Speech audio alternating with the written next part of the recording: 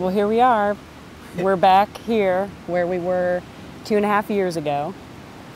And this was such a special place for us as a married couple because we earned this trip. It was the second trip we'd ever earned in AdvoCare. And here in this spot, right here we stood and we renewed our wedding vows with Richard and Sherry and a group of people. On the Caribbean side of Peter Island. And it was 25 years, Yes. our 25th anniversary when we were here last. When we were here before, we weren't where we are now. And we're at a very different place in life, and truly it's overwhelming.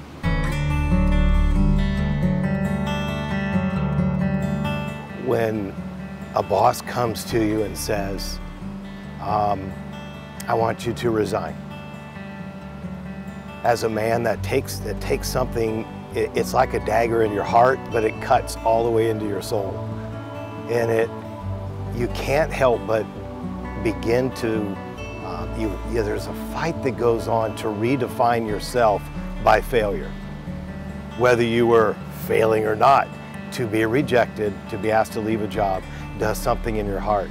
And when we told our kids that we need to switch basically careers from a 25-year paid vocational pastor to doing AdvoCare, the look in their eyes said much, but the belief that it stirred in me was something I had to believe in with my wife, because I was down. It's not down for the count, but down. The fear that's in your family, and that's in you, and you're trying not to show it, where are we going to go?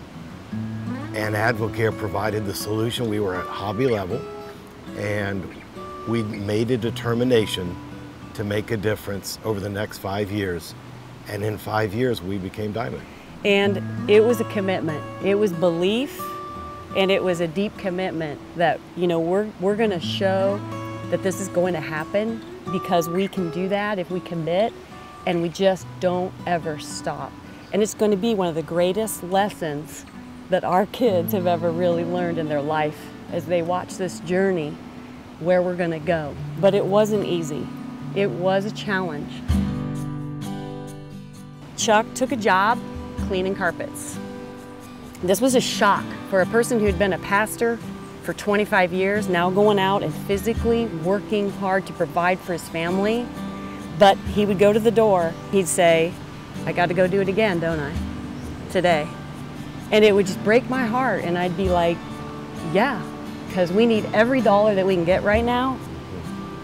And I said, but you're not going to have to do it forever. I know that for sure. And so those moments now come back to you when you're here and you're at Peter Island, that commitment over time and the belief that we're never, if we just don't quit, we'll have a life that we never dreamed that we could have. And that's what has happened.